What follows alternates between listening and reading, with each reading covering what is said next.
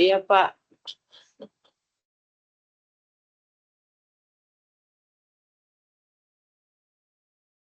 Itu dia tak ada maghrib.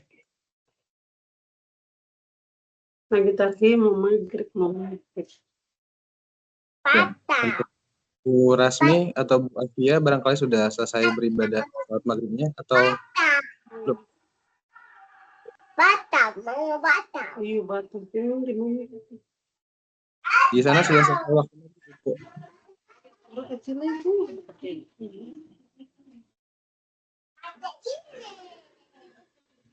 Ya, kita coba mulai dulu. Assalamualaikum warahmatullahi wabarakatuh. Salam, selamat malam bagi ibu-ibu semua. Waalaikumsalam warahmatullahi. Ya, mohon maaf untuk web ketiga kali ini kita sedikit lebih malam dari biasanya ya Ibu. Biasanya kita web 1-2 kita laksanakan pagi sekitar jam 10.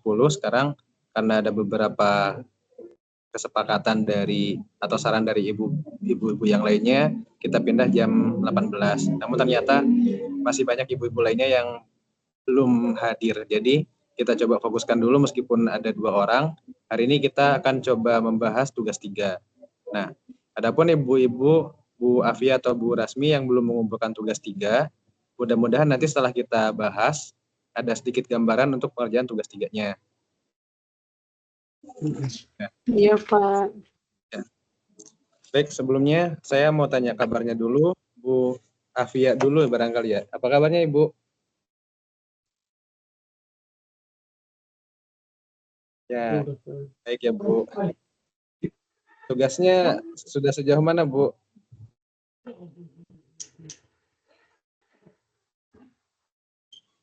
Udah kecil. Kecil. Iya, suaranya tidak terdengar Bu. Kecil kan makanan tuh kasih macam. Ya.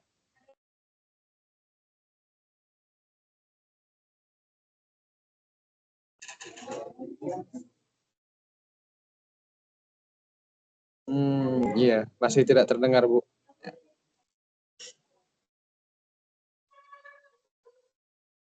Ya, nggak apa-apa, Bu. Nanti kita bisa sharing-sharing di chatting aja ya, Bu. Misalnya di WhatsApp atau di kolom diskusi di webnya ini. Terima kasih, Bu Afia. Lanjut untuk Bu Rasmi, apa kabar? Baik, Pak. Alhamdulillah. Ya, alhamdulillah, Bu. Untuk tugasnya sudah sampai mana, Bu? Tugas 3-nya masih dalam sudah proses, Pak. Oh ya, siap Bu. Nah, jadi untuk kali ini kita coba bahas tugas 3 dari beberapa rekan-rekan Ibu. Ini kurang lebih ada 2 orang yang sudah mengumpulkan, satu di e-learning dan satunya itu sudah ada japri ke WA saya. Jadi nanti kita akan coba bahas. Tapi sebelum itu saya mau coba ulas dulu contoh artikel ilmiah yang sudah dipublish oleh UT. Jadi harap disimak, nanti kalau misalnya ada yang perlu ditanyakan, langsung ditanya aja ya Ibu, tidak perlu menunggu sesi tanya jawab dibuka. Baik, saya coba izin untuk share screen.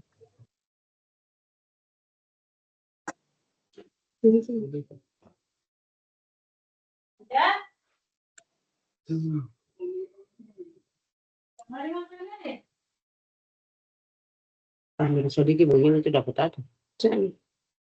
Ini sedikit itu. Memang lagi saja gitu.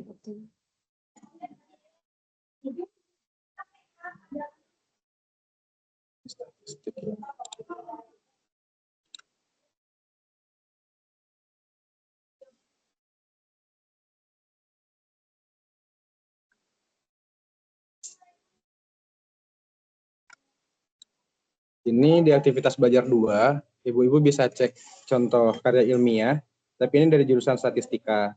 Dan itu kurang relevan dengan prodi kita ya Ibu, karena kita mayoritas dari PGSD. Jadi nanti saya coba cek beberapa karya ilmiah yang sudah dipublish dan itu dibuat oleh mahasiswa PGSD. Bentar.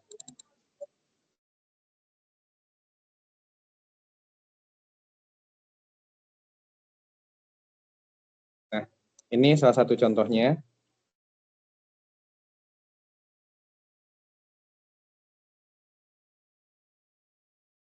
Jadi ini adalah contoh atau bentuk karya ilmiah yang sudah lulus di semester sebelumnya. Saya agak lupa ini semester 2024 atau 2023 ya. Yang pasti kalau 2 atau 3 semester yang lalu lah. Nah, jadi di sini kita punya judulnya. Judul karya ilmiah ini bisa Ibu Bapak ambil dari judul PKP atau PTK-nya. Jadi ketika Ibu Bapak sudah selesai membuat laporan PKP, itu bisa diadaptasi untuk judul karya ilmiahnya. Suara saya terdengar jelas ya, Ibu? Iya, Pak, ya. Ya, sip. Jelas, Nah, Pak. Ya, siap, Bu. Nah, jadi nanti untuk judul ini kita menyesuaikan. Biasanya untuk beberapa aturan kita batasi maksimal 20 kata. Nanti judul yang sudah Ibu Bapak buat, baik itu di tugas 1-2 atau mungkin di laporan PKP-nya, kita sesuaikan maksimalnya 20 kata itu. Nah, kemudian setelah judul ini ada identitas. Identitas dari penulis yang pertama. Penulis pertama ini nama Ibu Bapak, ya nama ibu-ibu lah di sini. Ya, Bu Susi selamat bergabung, Bu Dewi juga. Ini kita coba langsung bahas ya untuk ibu yang baru bergabung, kita bahas dulu contoh tugas 3 atau bahkan ini bisa dibilang tugas 4 ya. Meskipun belum ada hasil uji plagiasinya. Nah, nanti setelah ini kita coba bahas dari tugas yang sudah Ibu kumpulkan. Misalnya ada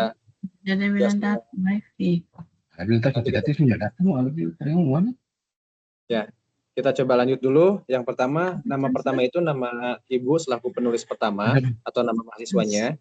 Kemudian yang kedua ini, kalau Ibu mengambil dari laporan PKP atau PTK, maka itu nama tutor PTK-nya. Yang ketiga, nama tutor karya ilmiah untuk mata kuliah ini. Nah, jadi ini ada tanda 1 di atas, angka 1 kecil di atas, ini menandakan instansi tempat penulis itu berada. Misalnya 1, dia pendidikan guru sekolah dasar FKIP Universitas Terbuka. Maka si penulis pertama ini dia mahasiswa di UT.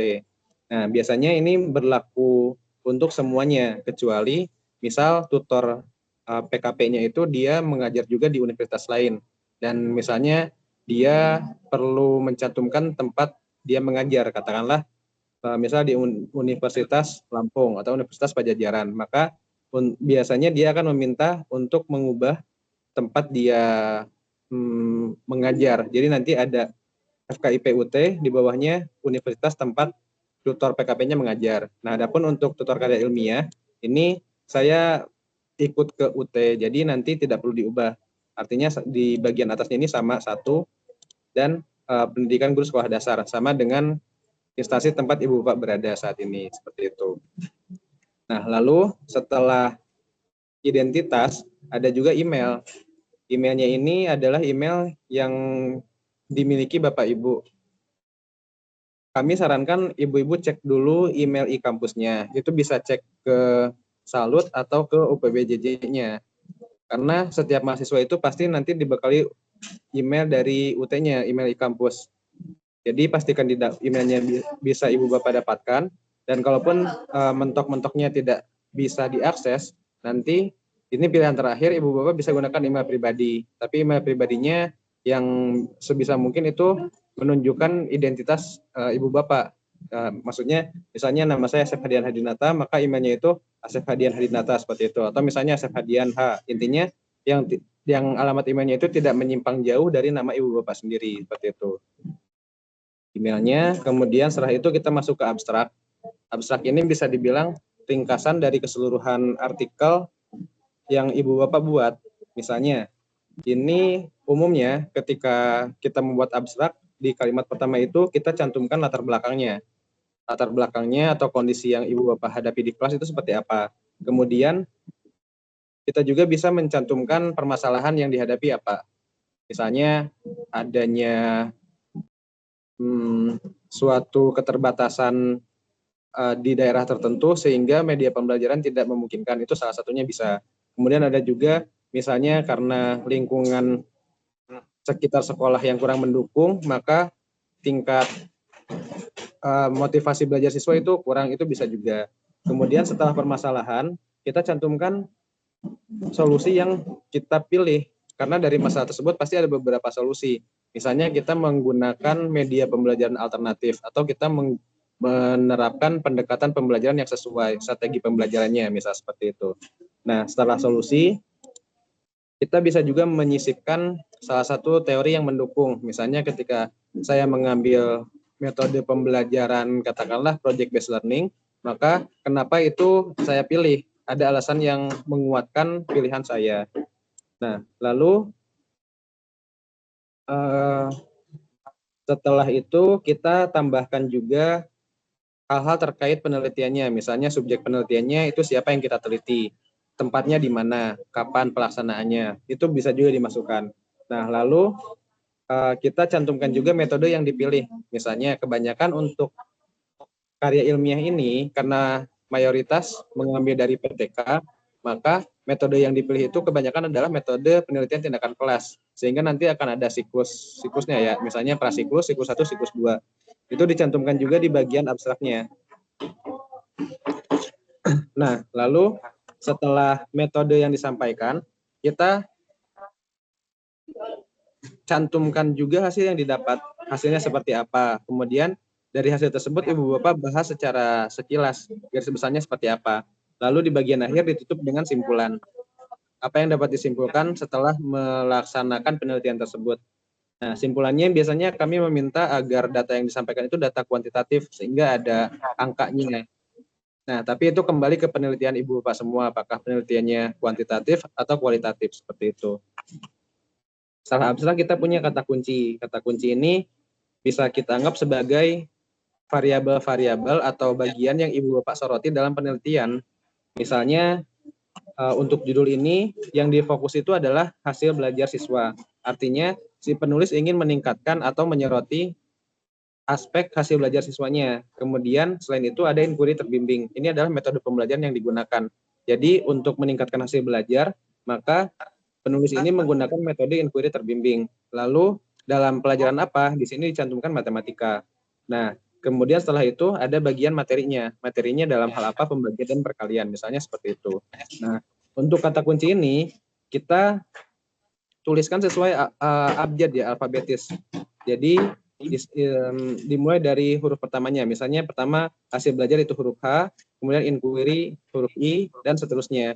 Jadi meskipun nanti materinya dulu yang kita cantumkan pertama, pembagian dan perkalian, atau misalnya materinya katakanlah ini yang agak lebih tinggi, katakanlah aljabar, itu kita simpan di depan meskipun itu materinya, bukan hal yang kita soroti, bukan juga metode yang kita gunakan. Intinya untuk kata kunci ini kita tulis sesuai abjad alfabetis menulisnya seperti itu. Nah, kemudian setelah itu kita masuk ke bagian inti dari karya ilmiahnya. Yang pertama kita punya pendahuluan. Nah, pendahuluannya ini kurang lebih sama seperti laporan PKP, cuman kita buat secara satu bagian utuh. Jadi kita tidak buat lagi subbab atau bab yang membagi-bagi.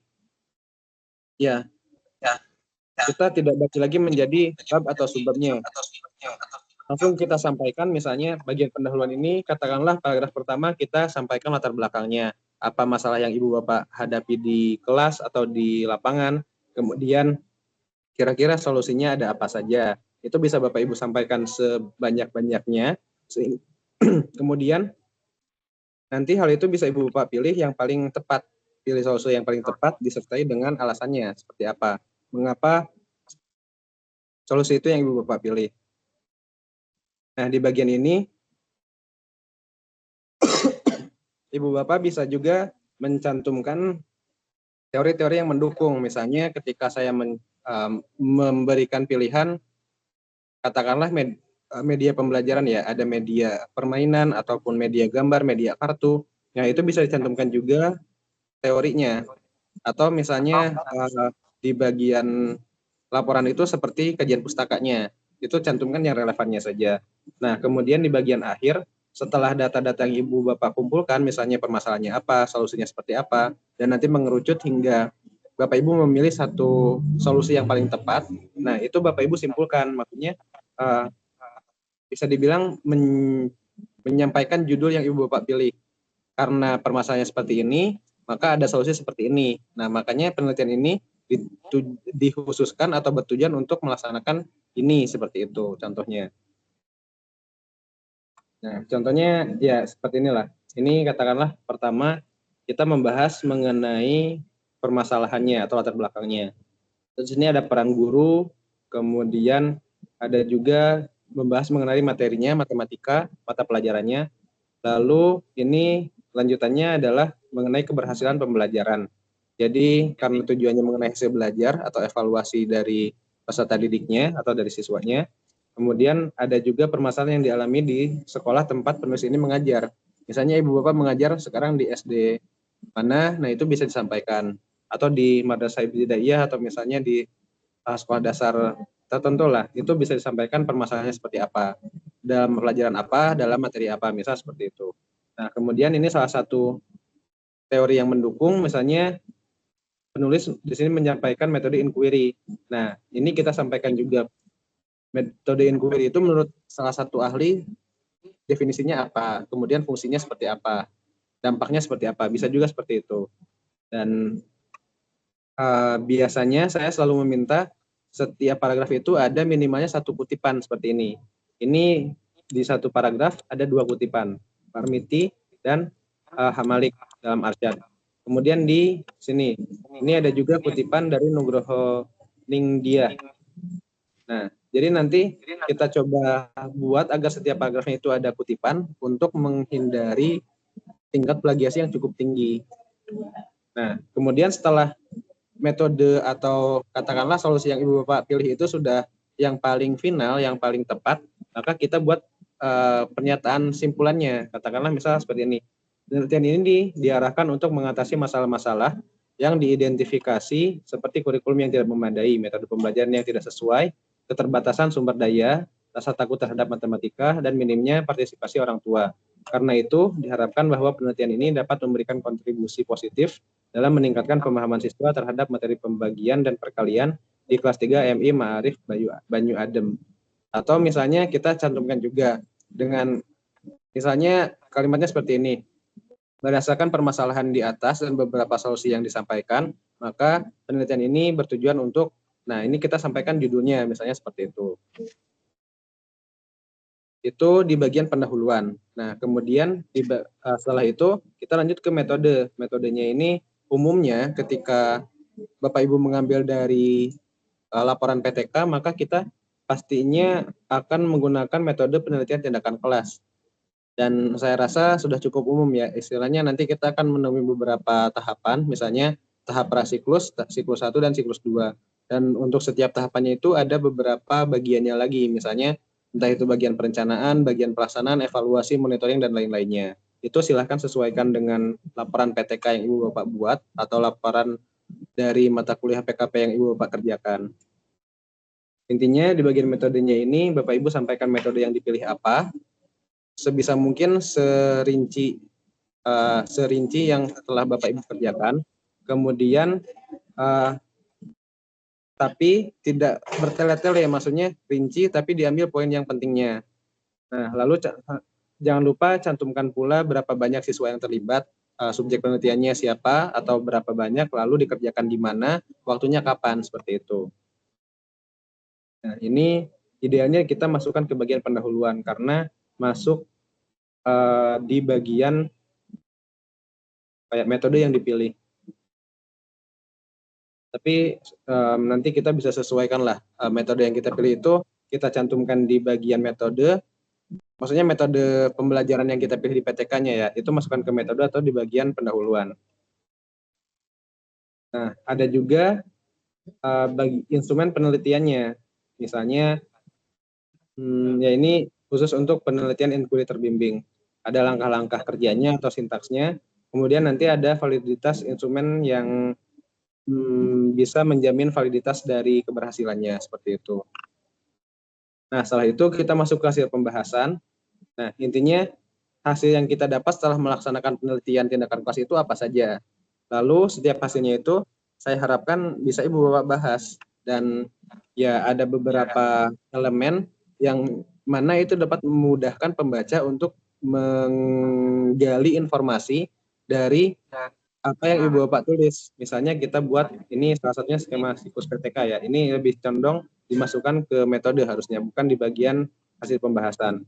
Nah, ini nantinya ini masih belum final saya rasa. Nah, harusnya gambar skema siklus PTK ini ada referensinya.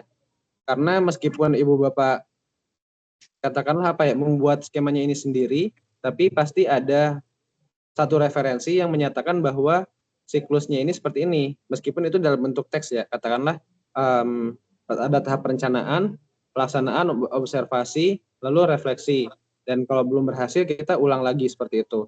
Dan itu pasti ada satu referensi. Kebanyakan saya temui itu adalah bukunya Ari Kunto. Jadi nanti Ibu Bapak bisa sesuaikan sendiri, diambil dari referensi yang mana.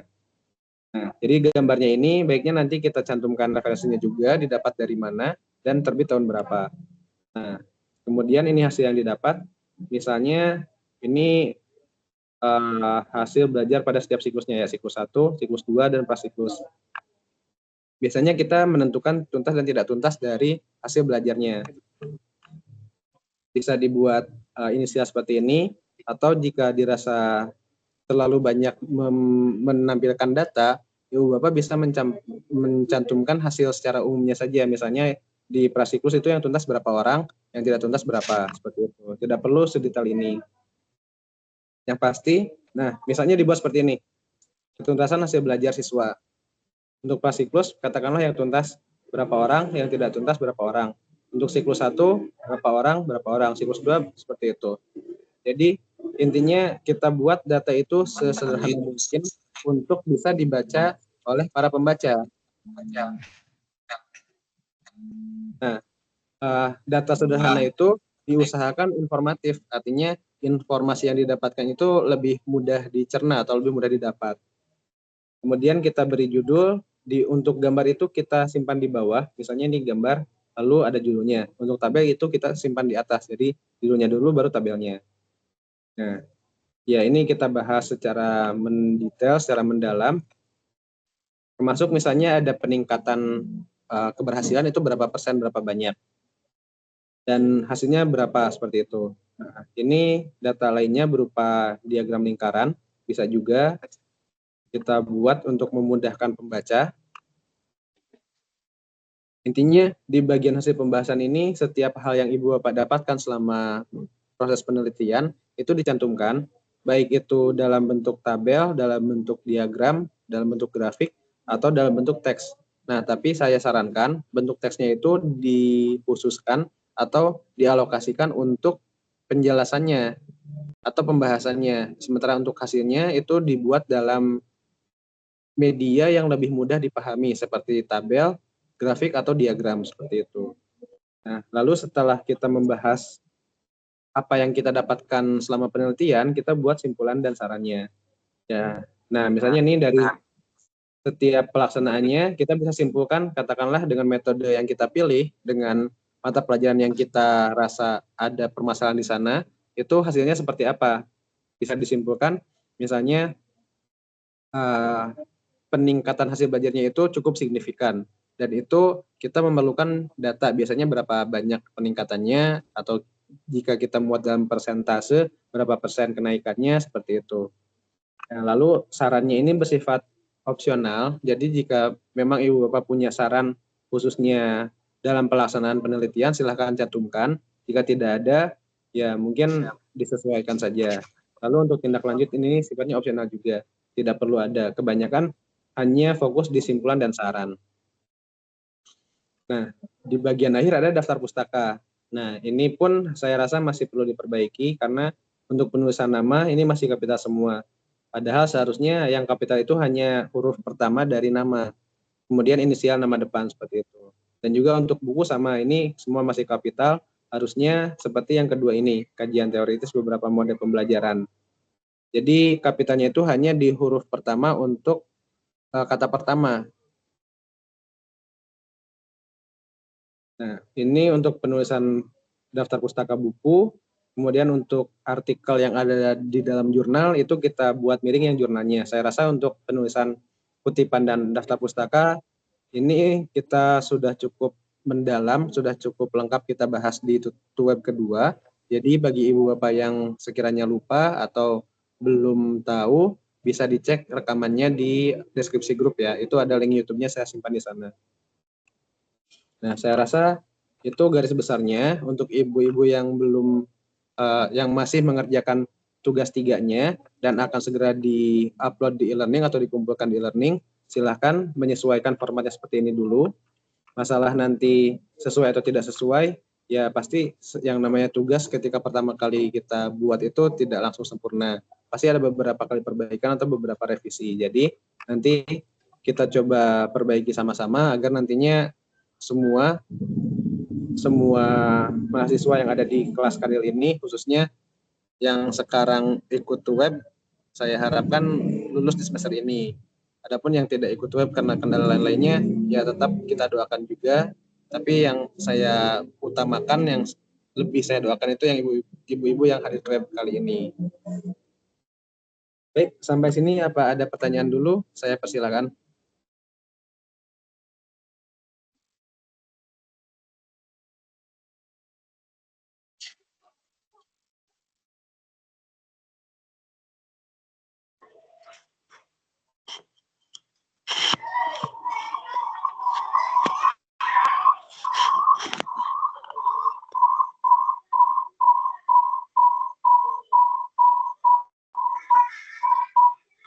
Izin bertanya, Bang.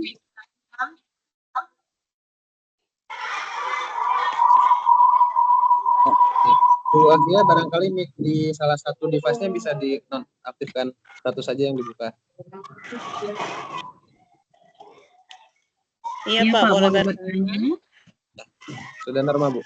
Silakan, Bu. Iya, makasih Pak untuk penjelasannya. Yang saya tanyakan yang pertama itu soal email, Pak. Memang selama ini untuk email kampusnya memang saya sedikit bermasalah. Setiap kali mau masuk di akun emailnya itu agak sedikit ada kendala, itu tidak bisa masuk. Sering menghubungi pihak T untuk masuk di akun. Ya, jadi apakah untuk email ini bisa kita gunakan email ID belajar, Pak? Oh ya. Karena saya masih menyarankan dicoba dikonfirmasi dulu ke pihak salutnya atau ke UPBJJ-nya. Barangkali nanti bisa dibantu untuk dapat email e-kampus. Tapi kalau memang sudah pernah dan ada kendala, saya rasa pakai email pribadi pun tidak masalah, Bu. Itu bisa disesuaikan aja nanti di akhir.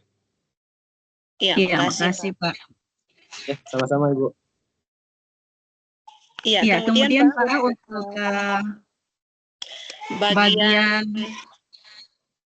metode lagi untuk model pembelajaran, misalnya saya punya judul itu adalah peningkatan pemahaman siswa melalui penerapan model contextual teaching and learning atau CTL pada materi operasi hitung bilangan bulat di kelas 6. Ya, apakah untuk kutipannya Pak, untuk memperkuat kita punya hasil penelitian ini, apakah kita bisa menggunakan kutipan yang kita sudah masukkan pada tugas sebelumnya, Pak? Ya, betul, Bu. Untuk tugas 1-2 itu sebetulnya bisa membantu ke tugas 3. Jadi di tugas 2 terutama ya, Ibu Bapak sudah membuat kutipan dan mungkin salah satunya adalah membahas model yang Ibu Bapak pilih dalam penelitian. Nah, itu bisa Ibu Bapak cantumkan juga. Ya, kasarnya saya anggap Ibu Bapak bisa copy paste kutipan yang sudah dibuat di tugas 2 langsung masukkan ke tugas 3 seperti itu. Nah, adapun kalau misalnya ternyata ada perubahan judul atau misalnya kutipannya itu kurang relevan, nah saya harap Ibu Bapak bisa mencari referensi yang lain yang mana itu sesuai dengan judul yang Ibu Bapak buat di tugas ketiga. Jadi meskipun tugas 2-nya sudah dibuat dan ternyata itu tidak sesuai dengan judul, ya nggak jadi masalah.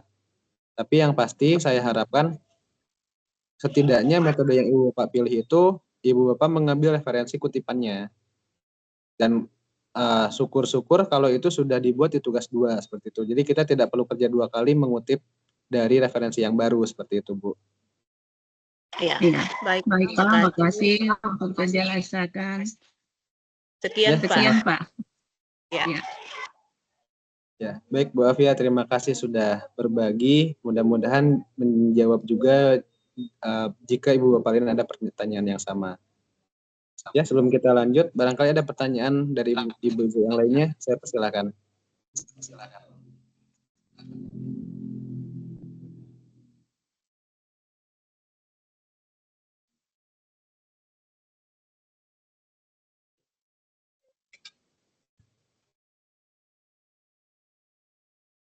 Ya, saya izin sebentar ya Ibu-ibu.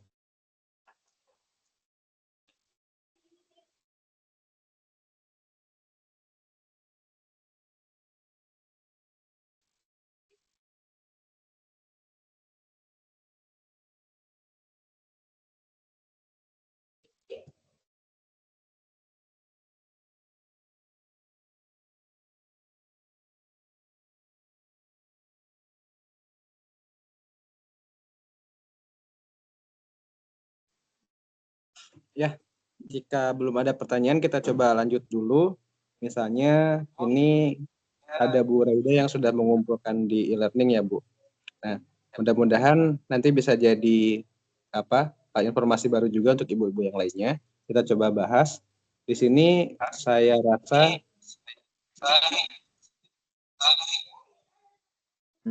oke. Nah, kita coba ya. Untuk tugas 3 atau tugas 4 nanti, saya harapkan Ibu Bapak mengumpulkannya di dalam format Word ya. Jangan dulu pindah ke PDF. Nah, di sini saya rasa di bagian judul ini masih spasinya masih 1,5 atau mungkin 2. Jadi nanti bisa diubah ke spasi 1 ya, Bu. Nah, biasanya untuk tugas bentuk PDF ini saya beri komentar. Kebetulan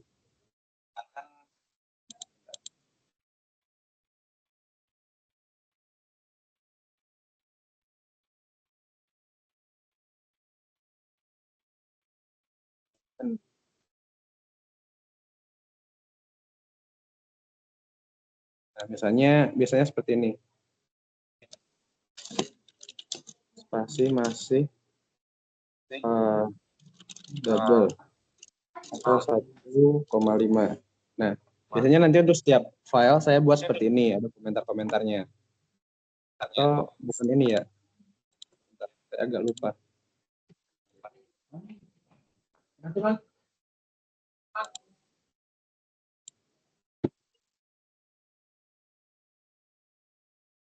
Nah, ini nih, di note ini harusnya. Nah, saya seperti ini. Spasi belum sesuai. Belum sesuai ketentuan. Nah, kemudian di bagian nama pun ini biasanya saya coba konfirmasi ulang. Nah, apakah judulnya ini Ibu Raida dapatkan sendiri, penelitiannya sendiri, atau dari hasil PKP? Kalau misalnya dari PKP, maka nama tutor PKP-nya dicantumkan juga. Itu. Nah, jadi nanti akan ada penulis kedua sebelum penulis ketiga. Nama saya maksudnya seperti itu. Nah, lalu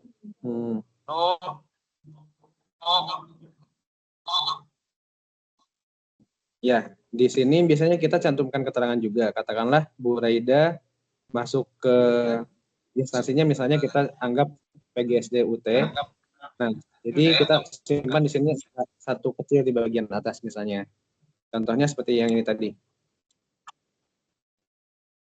Nah, di sini mudah-mudahan kelihatan ya Ibu semua. Oh, masih agak. Nah, seperti ini. Di bagian atas namanya kita tambahkan angka. Ini menunjukkan instansi tempat ibu bapak berada atau tempat penulis berada. Jadi di sini katakanlah satu ini untuk FKIP UT. Nah, jadi nanti untuk Bu Raida ini bisa ditambahkan satu, nanti di sini satu juga seperti itu, Bu. Ya, sesuai contohnya. Nah, lalu hal-hal lainnya misalnya ini dari jumlah katanya saya rasa lebih dari 250. Jadi nanti kita coba kurangi hal-hal yang sekiranya terlalu hal-hal yang bisa kita sisihkan lah. Jadi nanti beberapa bagian kita buang ya, kasarnya seperti itu. Karena maksimalnya biasanya 250 kata. Kemudian untuk penulisan kata kunci ini masih belum urut ya Bu, harusnya sesuai alfabet, sesuai abjad. Ini discovery pertama sudah sesuai, lalu setelah ini harusnya hasil belajar dulu. Karena setelah D, H, baru nanti M, matematika dulu baru media, seperti itu. Tinggal posisinya aja yang disesuaikan.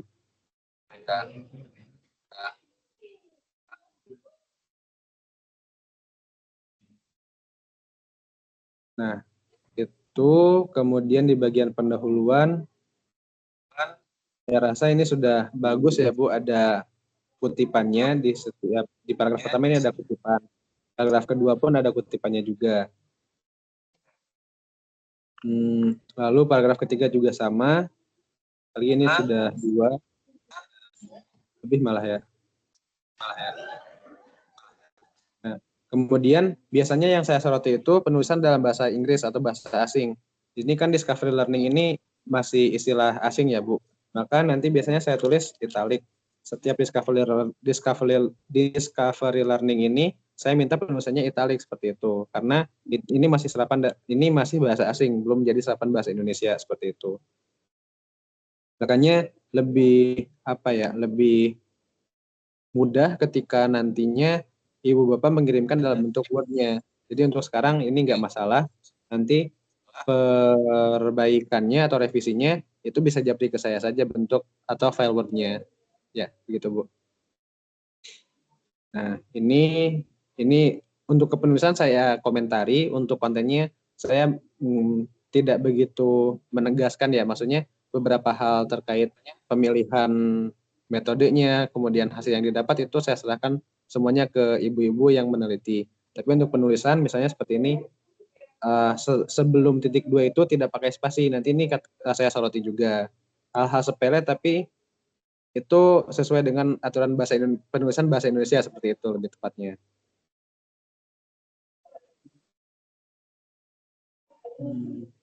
Ya, nah kita seragamkan misalnya sebelum titik 2 itu kita tanpa spasi. Yang atas ini kita perbaiki, tinggal dihapus spasinya aja seperti itulah. Nah, untuk poin seperti ini nanti kita sesuaikan apakah misal pakai dot atau titik yang hitam itu cukup atau misalnya pakai strip atau apa. Yang penting kondisinya lebih formal lagi seperti itu, Bu. Lalu metode, nah ini kita langsung buat satu bagian aja Bu, tidak perlu dibuat subbabnya. Tadi apa ya? Nah ini seperti satu pendahuluan angka Romawi ini nggak perlu kita masukkan, langsung saja judulnya pendahuluan. Lalu bagian isinya seperti apa. Kemudian bagian metode pun kita tidak perlu pakai penomoran 2 seperti ini, langsung metode. Nah, di sini kita tidak bagi subbabnya, pendekatan penelitiannya seperti apa tidak perlu kita cantumkan. Langsung saja paragraf ini, kemudian nanti di paragraf selanjutnya misalnya kita cantumkan subjek penelitiannya, siapa, pelaksananya kapan, seperti itu. Lalu di paragraf selanjutnya data dan instrumen penelitian. Jadi tidak perlu dibuat subbabnya. Oke. Dan ya, teknik analisis pun juga sama ya. Jadi kita langsung masukkan sebagai paragraf selanjutnya atau paragraf yang mengikuti apa yang dibahas di bagian sebelumnya.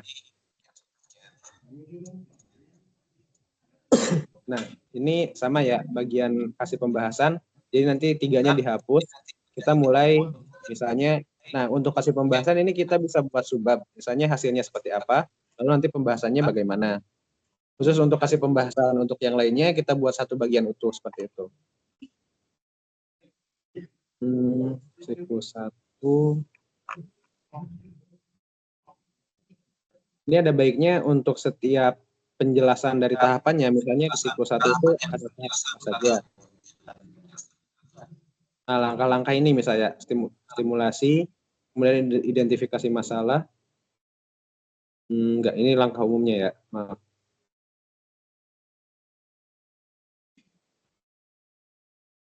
Yang pasti kegiatan yang dilaksanakan di setiap tahapan, misalnya di setiap siklus, itu prasiklus, siklus 1, siklus 2, itu biasanya ada tahapannya ya Bu. Itu bisa dicantumkan juga di bagian metode.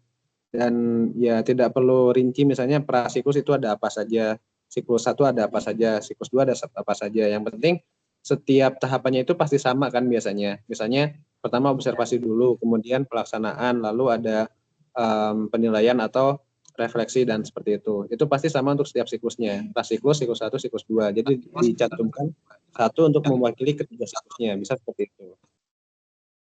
Untuk penulisan tabel ini sudah sesuai, judulnya di atas lalu tabelnya. Oke. Ya, ada grafiknya juga. Nah, ini bagusnya diberi judul grafiknya, Bu. Misalnya gambar 1 grafik apa.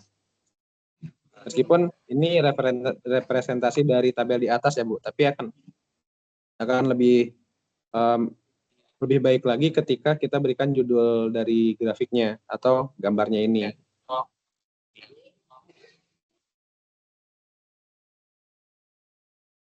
Oke. Nah, misalnya ini penulisan LKS. Di sini kan ada kata di dalam kurung. Ini tidak pakai spasi sebelumnya. Kiri kanan, jadi misalnya kurung buka, LKS, kurung tutup, tidak perlu ada spasi dulu, seperti itu.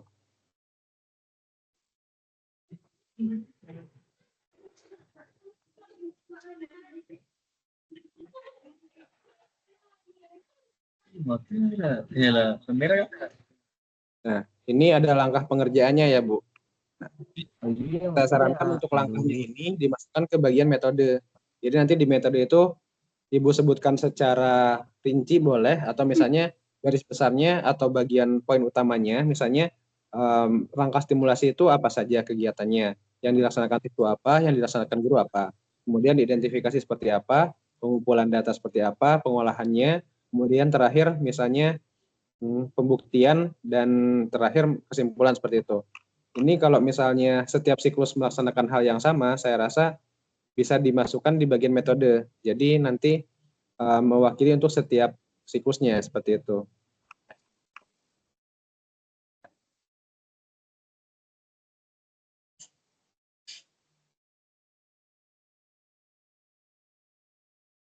Oke, nanti saya coba baca dulu secara menyeluruh ya Bu. Sekiranya apakah untuk rincian tahapan ini atau langkah-langkah penerapannya ini lebih cocok dicantumkan di metode atau di bagian pembahasan. Tapi umumnya jika memang ini sintaks dari discovery learning-nya, saya sarankan memang dimasukkan di bagian metode. Tapi nanti menyesuaikanlah apakah di sintaksnya ini hanya diterapkan di siklus 2 atau memang di setiap siklusnya, prasiklus, siklus 1, siklus 2. Seperti itu. Oke, ini data yang didapat. Nah, ini sudah bagus ya Bu, ada data peningkatan berdasarkan tingkat data kuantitatifnya. Jadi dari 69,5% menjadi 88,17% seperti itu. Nah, ini penulisannya presentase, harusnya persentase seperti itu Bu. Jadi beberapa penulisan yang belum sesuai KBBI atau beberapa typo itu nanti itu yang paling saya soroti seperti itu. Sementara untuk isinya ya kurang saya bahas lah. Ini di atas spasi misalnya, di spasi atas seperti itu. Pokoknya hal-hal yang penulisan lah yang nantinya akan paling banyak saya soroti. Kesimpulan dan saran, oke. Kesimpulannya, ini saya rasa tidak perlu masukkan kesimpulan ya, Bu. Kesimpulannya itu tidak perlu kita cantumkan teorinya, karena saya rasa langkah-langkah penerapan discovery learning ini hal yang umum. Jadi nanti yang disimpulkan itu hasil yang didapat setelah Ibu melaksanakan model discovery learning-nya ini. Jadi ya itulah hasil yang Ibu dapatkan, Ibu simpulkan. Tidak perlu mencantumkan teorinya. Nah, mulai dari sini sebetulnya sudah bagus, Bu. Hasil yang didapat, kemudian misalnya katakanlah dari penerapannya itu ada antusias siswanya, atau misalnya ada peningkatan hasil belajarnya, itu dicoba disampaikan serinci mungkin dengan data-data yang katakanlah sesuai yang Ibu Bapak dapatkan selama penelitian.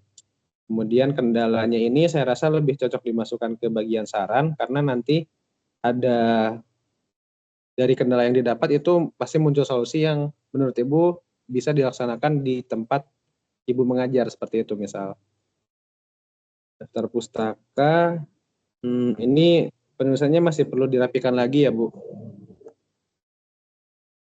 Nah, misalnya ini untuk bagian judul artikel tidak perlu miring, karena yang kita miring itu judul jurnalnya. Lalu untuk penulisan buku, ini masih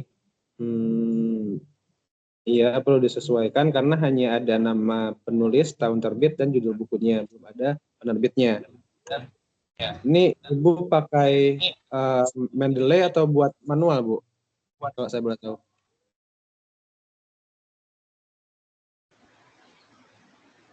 Izin bergabung Pak, saya buat manual Pak. Oh iya Bu, silakan. Nah, jadi nanti untuk buat manual ya kita coba sambil sama-sama belajar ya Bu, misalnya seperti apa. Dan nanti Ibu bisa kirim file Word-nya, saya beri contoh untuk penulisan manualnya. Misalnya satu dari buku penulisannya seperti apa, satu dari artikel jurnal seperti apa. Nanti yang lainnya bisa menyesuaikan seperti itu ya Bu. Nah, oke, untuk Bu Raida secara garis besar itu dulu evaluasinya atau yang kita bahas. Jadi nanti secara lebih rincinya Ibu coba kirim file Word-nya, nanti saya beri komentar juga di file itu. Bagian mana yang perlu diperbaiki, mana typo-nya yang belum sesuai KBBI, seperti itu lah Bu. Siap. Barangkali ada pertanyaan dulu Bu, silakan. Ya Pak, kalau dari saya Pak, terkait yang tadi Bapak sudah bilang mungkin karena ini terlalu cepat nanti waktunya satu persatu untuk kendalanya Pak. Kalau bisa yang kayak tadi Bapak sudah bilang bahwa nanti saya konsultasi lagi lewat lebih detail lagi lewat WA. Mungkin itu dari saya Pak. Siram tuh Bu Tay. Ya, siap Bu, terima kasih. Nah, jadi untuk tugas 3 ini karena memang waktunya sampai tanggal 25, saya sarankan Ibu Bapak buat dulu sesuai format yang sudah kita bahas sebelumnya ya. Intinya buat bentuknya seperti ini dulu. Masalah nanti ada perbaikan atau beberapa perubahan itu kita selesaikan di tugas 4. Yang penting tugas 3-nya masuk dulu.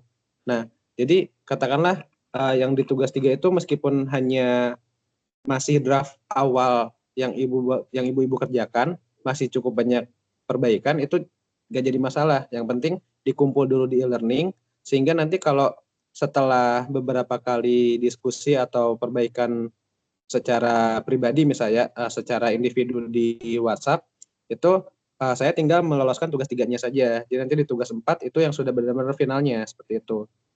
Jangan sampai tugas 3-nya ini terlewat karena Ibu Bapak tidak bisa mengerjakan tugas 4 kalau tugas 3-nya tidak dikumpul seperti itu. Nah, masalah nanti kapan Ibu Bapak lolos tugas 3-nya itu setelah kita diskusi atau misalnya beberapa kali perbaikan tugas 3 yang layak masuk ke tugas 4 seperti itu.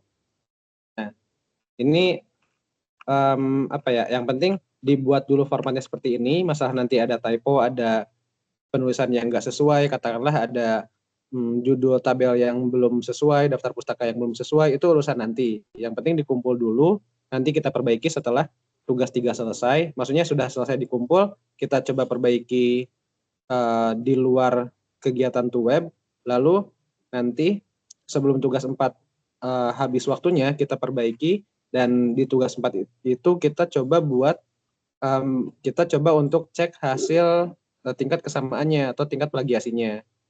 Jadi bukan berarti ketika tugas 3-nya saya anggap selesai, tidak ada perbaikan lagi, otomatis tugas 4 selesai. Tidak seperti itu ya Ibu Bapak. Karena nanti setelah katakanlah saya anggap tugas 3-nya sesuai, sudah lolos, maka di tugas 4 nanti Ibu Bapak cek tingkat plagiasinya. Kalau ternyata setelah masuk pertama tugas 4 itu plagiasinya masih di atas 30%, mau nggak mau kita lanjut revisi. Beberapa bagian kita ubah, kita parafrase, biar nantinya tingkat plagiasinya itu di bawah 30%, dan itu salah satu syarat kelulusan juga kan. Nah, tapi beberapa kasus kadang ada beberapa mahasiswa ketika dia baru pertama selesai tugas 3, saya ACC ke tugas 4, ada juga yang sudah di bawah 30%, misalnya 28 atau 29%. Dan itu saya anggap cukup, tidak perlu revisi-revisi lagi seperti itu. Jadi nanti semuanya bergantung ke kutipan yang Ibu Bapak buat atau tugas 3 yang Ibu Bapak kerjakan setelah revisi yang saya anggap layak lanjut ke tugas keempat, seperti itu.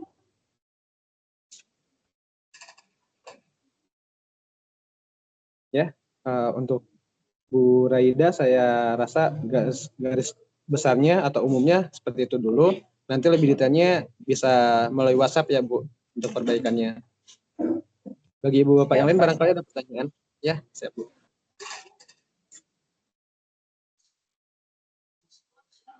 Ya Pak, mohon bertanya Pak. Assalamualaikum warahmatullahi wabarakatuh. Waalaikumsalam warahmatullahi wabarakatuh. Ya Bu, silakan. Ya, sebelumnya saya minta maaf Pak karena tugas 3 saya belum di-upload.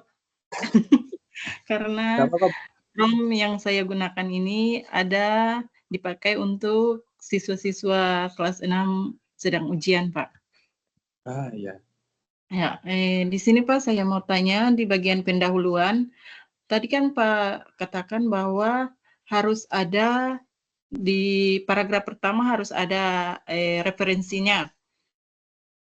Ya Pak. Ya, betul. Lalu Pak, yang saya ingin tanyakan di sini, kalau saya punya ini di paragraf 1 memang ada referensinya. Di paragraf 2 tidak ada, masuk paragraf ketiga ada referensinya. Apakah itu bisa pakai atau bagaimana Pak? Kalau saya sih idealnya setiap paragraf itu ada, tapi nanti saya coba baca dulu apakah memang yang Ibu sampaikan itu harus memuat referensi atau dirasa tidak pakai referensi pun tidak jadi masalah, seperti itu Bu. Oh, oke Pak. Ya. Makasih Pak. Ya, sama-sama Ibu. Assalamualaikum warahmatullahi wabarakatuh. Waalaikumsalam warahmatullahi wabarakatuh. Ya, intinya sebisa mungkin setiap paragraf itu ada kutipannya atau ada referensinya, tapi jika memang hal yang disampaikannya itu tidak memungkinkan atau dirasa tidak begitu harus mencantumkan referensi, itu tidak jadi masalah juga. Yang penting nanti kita sesuaikan hal-hal apa saja yang sekiranya memang harus ada referensinya. Seperti misalnya kita mengutip ke metode yang digunakan untuk meningkatkan motivasi belajar. Nah, itu saya rasa harus ada referensinya. Dan kalau misalnya kita mencantumkan kondisi permasalahan yang kita hadapi di kelas, itu beberapa poin bisa kita coba cari referensi yang sesuai, atau ya karena kita sendiri yang mengalami, bisa juga itu kita abaikan referensinya. Yang pasti nanti kita coba diskusikan bersama lah baiknya seperti apa. Baik, ada satu lagi. Ya, Bu. Tadi Pak katakan bahwa setiap tugas yang kita upload itu harus menggunakan Word dulu ya Pak? Tidak boleh langsung PDF? Untuk tugas 3 Bu tepatnya, tugas 3, tugas 4. Kalau tugas 1, 2 PDF nggak jadi masalah Bu. Oh, oke Pak, ya makasih. Ya, sama-sama Bu. Nah, ini, oh ya, Bu Susi ya Bu. Bu Susilawati udah kirim. Ini kita coba bahas dulu aja ya Bu. Oke, Pak. Nah, ini misalnya di bagian judul, sebentar. Di bagian judul saya rasa ini sudah sesuai ya. Nah, ini yang dikirim dalam bentuk Word ini, maksud saya ketika nanti saya coba periksa, langsung bisa saya tentukan, maksudnya bisa langsung ketahuan. Misalnya ini paragrafnya masih 1,5, atau kan kita pakainya 1 seperti itu. Jadi menyesuaikan kondisi saya juga ya ibu-ibu. Misalnya saya tidak begitu sibuk, ya saya coba bantu sesuaikan formatnya seperti itu. Tapi kalau misalnya ternyata ada kesibukan lain, paling saya komentari seperti itu. Nah, misalnya ini ya ada typo-nya, saya hapus misalnya seperti itu. Nah, ini katakanlah Bu Putrinya ini sama-sama di UT atau ada ngajar di kampus lain, Ibu? Bagaimana, Pak? Ini Ibu Putri tutor untuk mata kuliah PKP-nya bukan, Bu? Iya, PKP-nya, Pak. Ya, dia ngajar di UT saja atau ada di kampus lain, Bu? Itu kurang tahu, Pak. Ya. Nanti Ibu bisa konfirmasi ke yang bersangkutan ya, Bu. Kalau misalnya dia, yang pasti Ibu konfirmasi dulu kalau laporannya itu mau Ibu buat ke dalam karya ilmiah. Jadi nanti Bu Putrinya ini bisa menyesuaikan apakah dia tergabung ke UT atau mungkin dia tergabung ke kampusnya yang satunya jika dia mengajar di tempat lain seperti itu. Nah, kalau misalnya ternyata dia mengajar di tempat lain, maka nanti katakanlah ini saya hapus saja. Nah, misalnya ini kan 1, ini kita tandai 1.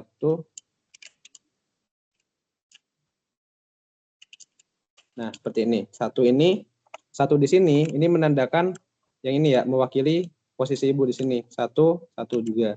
Nah, ini saya karena penulis ketiga, tidak perlu diganti angka 3, karena saya sejauh ini masih mengikuti masih mengikuti ke UT ya. Jadinya ini bagian 3-nya ini kita ganti jadi 1. Karena nanti rujukannya ke sini, ke bawah ini. Misalnya ya, Bu Putri ini katakanlah dosen PGSD Universitas 11 Maret. Nah, misal aja ya, Bu. Iya, 11 Pak. Maret. Nah, maka nanti kita simpan angka 2 di sini menandakan dia tempat Ibu Putri ini mengajar. Jadi nanti 2 ini, Bu Putri ini kan ada tanda 2, rujukannya ke sini seperti itu. Untuk ibu-ibu yang lain pun sama. Jadi jika nanti tutor atau dosen PKP-nya itu udah mengajar di kampus lain, maka tinggal disesuaikan. Nah, kalaupun sama-sama di UT, maka saya rasa cukup 1, ketiganya diberi tanda 1 di bagian kanan namanya, kanan atas namanya, seperti itu. Nah, untuk email saya rasa Ibu masih bisa coba menyesuaikan, dikonfirmasi dulu ke Pokjar atau ke Salutnya, kira-kira bisa dapat email e-kampusnya atau tidak. Kalau sekiranya memang sudah coba dan ternyata tidak bisa didapat, ya email pribadi pun tidak ada masalah. Oke, lanjut penelitian.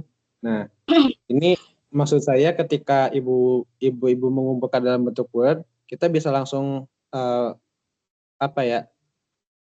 Kopi, kita Pak. bisa lebih mudah kita bisa lebih mudah untuk melakukan perbaikannya. Misalnya seperti ini. Ini kita cek ada 130 kata. Sementara kan minimal itu 150. Maka nanti ya katakanlah ini saya komentari. Misalnya nah seperti ini. Masih kurang 20 kata seperti itu. Jadi nanti tinggal dicek ketika sudah Ibu Bapak tambahkan, ini bisa dihapus komentarnya seperti itu. Kemudian nah ini kooperatif script karena bahasa Inggris, saya minta dibuat italic seperti itu. Atau ya harapannya kalau misal memang saya senggang dan tidak terlalu sibuk, saya buat italic sendiri. Tinggal nanti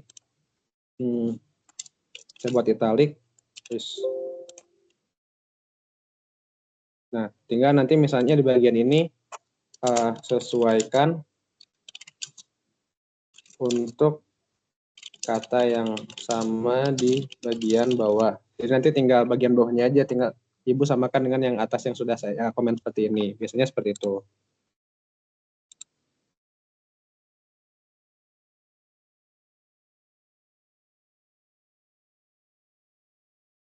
Oke. Nah, ini 1, 2, 3, 5 masih oke. Ini pun sama, pasti saya komentari karena belum alfabetis. Nah, dilihat dari urutannya ya Bu, kooperatif script ini kan awalnya C, sudah C, ya paling awal ya. Kemudian metode, lalu ada keterampilan. Nah, harusnya kan keterampilan dulu baru metode seperti itu. Kemudian setelah metode ada huruf P, pembelajaran. Atau misalnya kita ambil bahasa Indonesianya. Kalau misalnya kita ambil bahasa Indonesianya berarti ini yang paling awal seperti itu. Jadi untuk kata kuncinya ini silakan Ibu Bapak tentukan sendiri. Yang pasti nanti penulisannya kita buat urut berdasarkan abjad. Dan terakhir ini siswa SD berarti ya ini yang paling akhir seperti itu. Kalau sesuai urutan abjadnya. Oke. Nah. Ya, saya coba untuk penulisan kerangkanya ini sudah sesuai ya Bu. Jadi pendahuluan langsung bagian isinya, tidak dibuat per subbab. Nah, paling di bagian ini. Ini Ibu kan membuat dalam bentuk kutipan tidak langsung ya Bu. Nah, kutipan tidak langsung ini kita tidak perlu pakai halaman. Oh, bentar. Ini agak rancu juga. Ini harusnya tahun terbitnya Bu. Atau tahun buku tersebut dibuat. 1067, 127 ini saya masih agak bingung. Mungkin 1967 ya.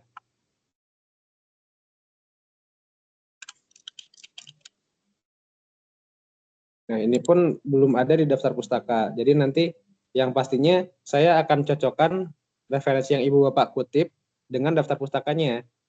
Katakanlah ya Ibu mengutip di sini tapi di daftar pustaka belum ada, itu pasti saya komentari. Atau kebalikannya, di bagian artikelnya tidak ada tapi ada di daftar pustaka, itu pasti saya komentari juga. Jadi jangan sampai kita mencantumkan jangan sampai kita mengutip tapi sumbernya kita tidak cantumkan di daftar pustaka, atau kebalikannya kita cantumkan referensi di daftar pustaka tapi tidak ada kutipannya, seperti itu.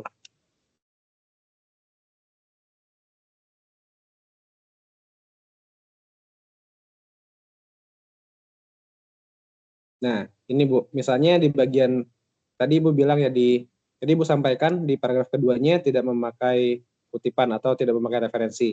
Saya rasa untuk pernyataan ini, kemampuan ini tidak hanya berpengaruh pada penguasaan bahasa, tetapi juga pada pengembangan kreativitas, kemampuan berpikir kritis, dan kemampuan sosial siswa. Saya rasa ini Ibu bisa menyimpulkan hal ini setelah Ibu melaksanakan penelitian. Itu betul. Tapi saya rasa pasti ada penelitian lain yang menyampaikan hasil yang sama.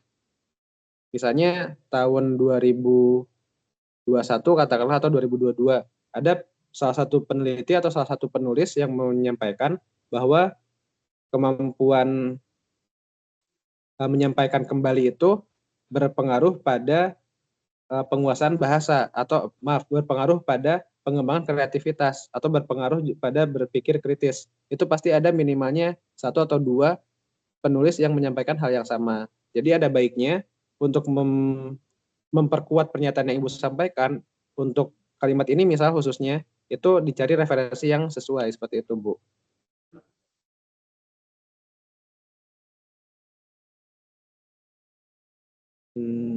Oke, satu itu misalnya, nah ini saya coba cari referensi yang mendukung. Misalnya seperti itu. Lalu, nah ini misalnya menurut Elendiana ini tidak perlu tahun 2000. Nah ini dia kan udah masuk bagian kalimatnya. Jadi awalnya tidak perlu dibuat huruf kapital. Nah, terus ini juga ya. Nah, biasanya saya menekankan untuk penulisan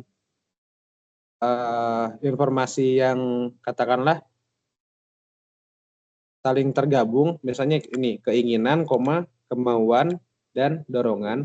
Ini kalau ada 3 informasi, biasanya saya minta koma dulu, keinginan, kemampuan, koma, dan dorongan. Kecuali kalau misalnya ada dua, keinginan, ini misalnya kita hapus kemauan dan dorongan, itu tidak perlu pakai koma sebelum dannya. Ya hal-hal sepele, tapi itu mengacu ke aturan penulisan secara KBBI-nya seperti itu. Jadi istilahnya kalau sekarang QEBI ya, untuk ejaan bahasa Indonesia lah intinya, seperti itu. Hal-hal itu yang saya tekankan dalam penulisan karya ini. Sementara untuk bagian kontennya, apa yang Ibu pilih mengenai metodenya ataupun referensi yang dipilih itu saya serahkan ke ibu-ibu. Saya percayakan kepada ibu bapak selaku penulis pertamanya, seperti itu.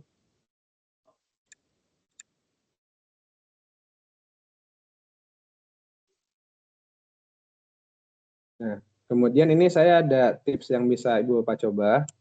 Misalnya, nah ini ya, di Word itu ada bagian untuk cek bahasa yang digunakan, penyesuaian dengan spelling itu pengejaannya, apakah ejaannya sudah sesuai, penulisannya sudah sesuai atau belum.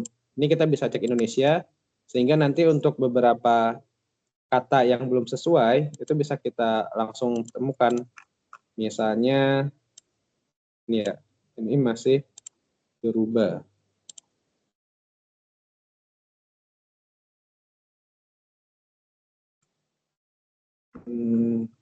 Nah ini, misal ini udah Indonesia tapi ya,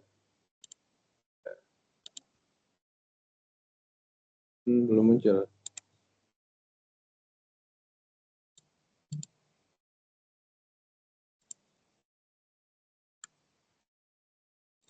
Oke, untuk lebih detailnya, nah misal seperti inilah, seperti ini spellingnya bahasa lain saya rasa, bahasa Inggris kan.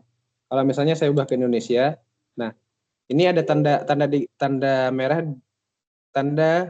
merah di bagian bawahnya, itu berarti tidak sesuai dengan ejaan. Kalau kita pindah ke Indonesia, ini otomatis hilang karena ini ada di database kata yang ada di bahasa Indonesia, seperti itu. Misalnya saya cantumkan dalam bahasa Inggris, katakanlah transkrip seperti ini. Nah ini karena dalam bahasa Inggris, maka dia dianggap normal sesuai dengan ejaannya. Tapi kalau misalnya kita pindah ke Indonesia, script harusnya nggak ada ya, atau kooperatif. Nah ini bahasa Inggris, mau juga dia. Oke. Nah seperti ini, misalnya ini ya, yang sama harusnya ada spasinya kan, tapi nah seperti itu. Jadi beberapa fasilitas yang ada di Microsoft Word itu bisa Ibu Bapak gunakan. Misalnya untuk ejaan yang tidak sesuai itu biasanya di bagian bawahnya ada garis merah. Untuk katakanlah salah pengetikan, entah itu typo atau misalnya koma yang berdempetan, ada koma tapi tidak ada spasi, itu biasanya ada warna birunya. Pokoknya hal-hal yang mengganggu mata, mengganggu penglihatan kita itu pasti ada masalah. Yang pasti nanti diminta spellingnya ini atau penggunaan bahasanya ini dipindah ke bahasa Indonesia, seperti itu dulu. Oke. Ya, nanti kooperatifnya ini semua dibuat italik ya, Bu. Untuk secara garis besar seperti itu dulu. Nah, kemudian ini fontnya beda nih, Bu. Jadi nanti bisa diubah. Ya, yang atas kan Times New Roman. Kemudian yang bawahnya ini masih Calibri. Jadi nanti disesuaikan. Yang pasti sebelum lanjut ke tugas 4, kita atur agar semuanya itu mendekati sempurna lah. Yang pasti dari penulisannya, dari font yang digunakan, dari tata bahasanya. Pokoknya semua hal-hal yang bersifat kepenulisan sesuai dengan tata letaknya misal, itu kita selesaikan sebelum masuk ke tugas 4. Dan untuk yang diupload ke tugas 3, apa adanya pun saya rasa tidak jadi masalah. Yang sudah Ibu Bapak kerjakan, meskipun masih apa adanya, itu nggak jadi masalah. Nah, ini bagian hasil pembahasan pun kurang lebih sama ya. Ini metode.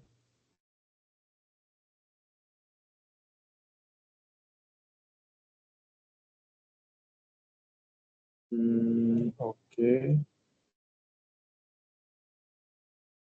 Untuk metode nanti ini perlu saya dalami lagi ya Bu, karena saya masih belum paham apakah penelitiannya ini katakanlah hanya insidental, maksudnya hanya sekali tanpa pengulangan, atau misalnya masih masuk ke jenis penelitian tindakan kelas yang perlu beberapa kali, misalnya ada prasikus, sikus 1, sikus 2. Karena ya saya belum mempelajari lebih lanjut selain dari metode PTK. Jadi nanti ya sama-sama kita coba cek ulang apakah cukup dengan metode kuasi eksperimen itu atau perlu mencantumkan PTK-nya juga. Kalaupun memang yang Ibu kerjakan itu bentuknya PTK, maka saya rasa PTK-nya perlu dimasukkan ke metode. Tapi kalau ternyata konsep penelitiannya bukan PTK, jadi ya cukup seperti ini. Pretest, post-test, ya pretest, post-test itu. Oke, sip. Hasil pembahasan, iya. Nah, ini saya rasa dibuat subbab seperti ini nggak jadi masalah. Tinggal nanti setiap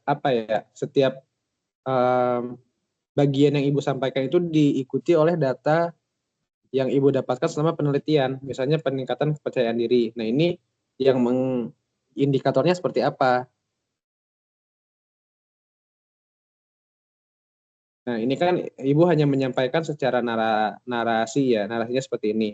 Tapi untuk pembaca, apakah hal tersebut ada buktinya seperti itu? Misalnya ada katakanlah nilai yang didapat dari siswa yang sebelumnya pasif, katakanlah yang sebelumnya pasif itu tidak punya nilai diskusi.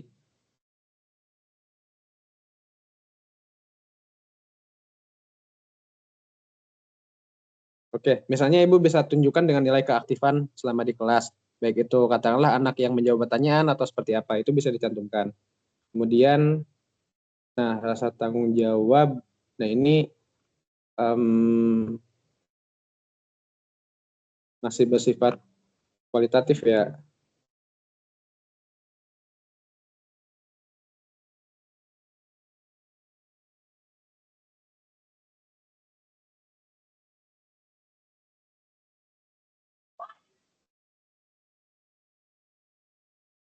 Nah, karena ini ada uji statistiknya, oh ya untuk hasil-hasil di atas ini nanti saya coba dalami lebih lanjut lagi ya Bu, karena saya belum bisa menentukan ini masuknya kualitatif atau kuantitatif. Cuman lebih baik hal-hal yang bersifat kualitatif seperti ini, Ibu bisa bisa perkuat pernyataannya dengan hasil penilaian, atau juga bisa Ibu cari referensi yang mendukung. Misalnya metode yang Ibu pakai ini bisa meningkatkan kepercayaan diri siswa. Itu ada penelitian siapa? Itu di bagian pembahasan pun Ibu bisa memberikan kutipannya untuk memperkuat pernyataan yang Ibu sampaikan.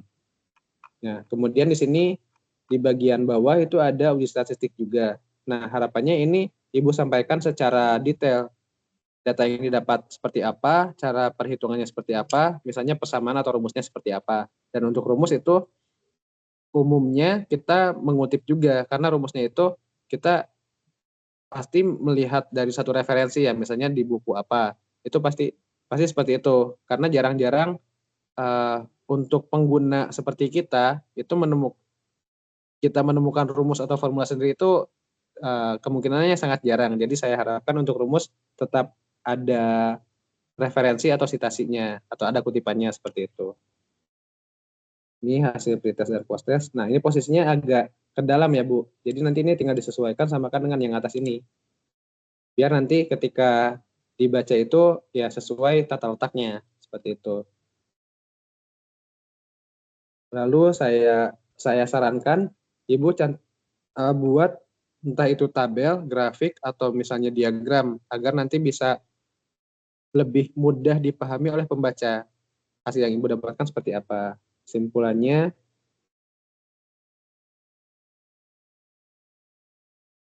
oke, sarannya oke lah Mas.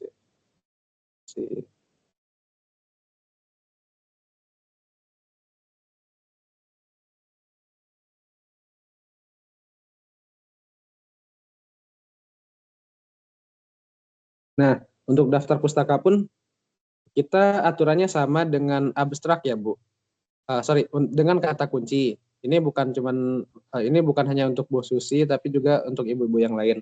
Jadi untuk penulisan daftar pustaka, meskipun misalnya Dan Serau ini yang pertama kali kita kutip, yang pertama kali referensinya kita cantumkan, tapi karena ada katakanlah ada Anton, enggak sih, harusnya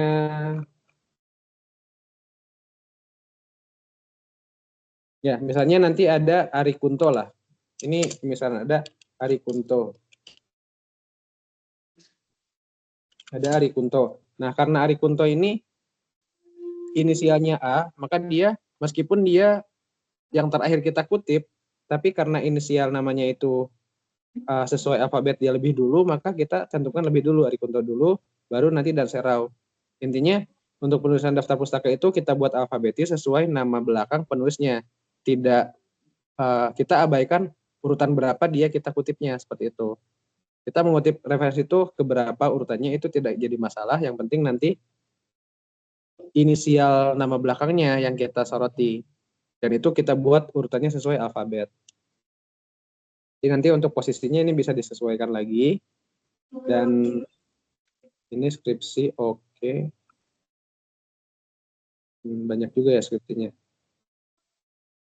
Nah ini Bu, untuk penulisan dari referensi artikel jurnal ini perlu diperbaiki. Jadi nanti kita buat nama belakang dulu, misalnya Budianti, Yudi, dan Pustianingsih, Dwi. Lalu tahunnya sudah sesuai. Nah ini misalnya saya ubah normal, nama jurnalnya yang kita buat italik. Seperti itu. Dan ini sudah sudah Ibu buat hyperlink. Jadi nanti ketika saya klik bagian ini akan langsung membuka jurnal yang Ibu kutip ya. Ini sudah bagus, ada hyperlinknya. Untuk skrip ini kalau bisa dihindari, karena saya rasa pasti ada referensi lain yang isinya sama, tapi dipublish dari jurnal atau dari artikel yang lebih valid, lebih terpercaya. Jadi nanti Ibu bisa coba cari penggantinya ya Bu. Kemudian untuk yang lain-lain seperti ini jurnal FPPM Unindra, kemudian UIN Renfatah, ini sudah sesuai Bu, sudah kita anggap valid dan bisa dipertanggungjawabkan seperti itu. Adapun untuk buku memang agak sulit ya, kebanyakan buku cetak atau buku teks yang kita pakai, dan kalaupun kita pakai buku dalam bentuk digital atau e-book, itu bisa juga dimasukkan linknya. Secara garis besar, tugas 3-nya Bu Susi seperti itu. Untuk detailnya nanti saya coba baca menyeluruh, barangkali ada beberapa bagian yang sekiranya perlu diperbaiki. Begitu Ibu. Barangkali ada pertanyaan dulu Ibu Susi, silakan. Saya mau bilang, mohon Pak dicek kembali, lalu apa yang harus saya revisi atau perbaiki, Pak tolong chat melalui WA saja. Ya, bisa siap Bu. Pak. Ya, makasih untuk ditanya, ya sama-sama Bu. Intinya ini bukan cuma Bu Susi, bukan hanya Bu Susi, tapi untuk ibu-ibu yang lain, ketika tugas 3-nya sudah selesai, meskipun itu belum final, silahkan upload dulu ke e-learning. Saya harapkan dalam bentuk Word-nya. Dan kalaupun misal di-upload PDF ya nggak masalah sih, tapi lebih bagus dalam bentuk Word-nya. Nah nanti masing-masing tugas 3-nya punya ibu-ibu itu saya coba koreksi seperti ini. Ini secara garis besar punya Bu Susi seperti ini. Nanti untuk detailnya pasti akan lebih banyak komentar lagi di bawah Bu. Nanti harap lebih ya sama-sama kita bersabar, sama-sama lebih telaten dalam melakukan revisinya, perbaikannya seperti itu. Jadi nanti untuk ibu-ibu yang lain pun sama, beberapa saran atau hal-hal yang perlu diperbaiki pasti saya sampaikan di komentar untuk bagian yang sekiranya belum sesuai seperti itu. Ya, sejauh ini saya rasa itu dulu, karena yang baru mengumpulkan itu ya ada Bu Raida di e-learning dan Bu Susi di WhatsApp. Untuk ibu-ibu yang lainnya yang mungkin sudah pernah kirim draftnya ke saya, bisa diingatkan sekarang barangkali jika ibunya hadir. Jika belum, ya mungkin sambil menunggu waktu pengerjaan tugas 3 selesai, silakan barangkali ada mau konsultasi atau diskusi dulu untuk tugas 3-nya.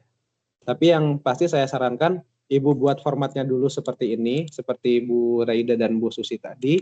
Masalah nanti perbaikan di sebelah mananya setelah tugas 3 atau mungkin sebelum mengumpulkan tugas 3 bisa kita diskusikan sama-sama.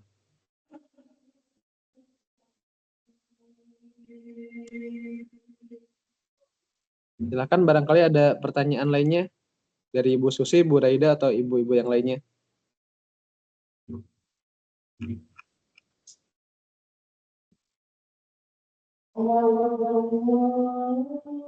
Ya, silakan Ibu, Bu Raida. Ya Pak, terima kasih Pak. Mungkin terkait yang tadi awal di pendahuluan itu yang Bapak katakan bahwa sebelum kalau memang judulnya tidak terikat dengan PKP, berarti kalau saya punya itu kan sendiri saja Pak, dia tidak berkaitan dengan PKP. Berarti saya tidak perlu masukkan tutor PKP begitu Pak, yang Ya. punya saya untuk saya punya ini Pak. Apakah sudah seperti ini ataukah bagaimana Pak? Karena kalau saya punya ini tidak berkaitan dengan PKP, judulnya sendiri. Betul Bu, kalau memang ini Ibu punya data sendiri dan tidak ada hubungannya sama tidak ada hubungannya dengan mata kuliah PKP, maka ini sudah sesuai Bu. Nanti tinggal diberi keterangan ini yang angka kecilnya ini menandakan bahwa Ibu dan saya itu masih di dalam naungan UT seperti itu Bu. Siapa? Mungkin untuk sementara itu dari saya Pak. Mohon panduannya Pak ke depan. Ya, Bu. Nanti lebih detailnya saya coba komentar, tapi kalau lebih bagusnya lagi nanti Ibu kirim apa? Word-nya Pak ya. Laptopnya ya Bu. Ya siapa? Lebih dalam lagi atau lebih banyak lagi yang bisa saya cek sudah sesuai atau belum seperti itu. Ya Pak, terima kasih Pak atas kesediaan waktunya untuk memantau tugas-tugasnya Pak. Sama-sama Ibu.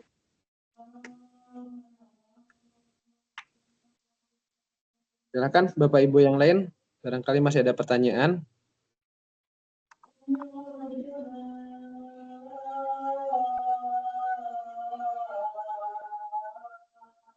Cukup Pak.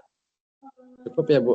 Jika dirasa cukup karena memang waktu sudah malam juga, kebetulan di sini masih jam 5.30 dan saya rasa di zona waktu ibu-ibu sudah mendekati jam 7 lebih ya. Jadi ya istirahat. Iya. Jadi harap maklum dengan perbedaan zona waktunya ini, dan untuk kedepannya saya minta bantuan ibu-ibu semua untuk menyepakati jam berapa kita laksanakan untuk web keempat nantinya. Bisa kita coba diskusikan di grup.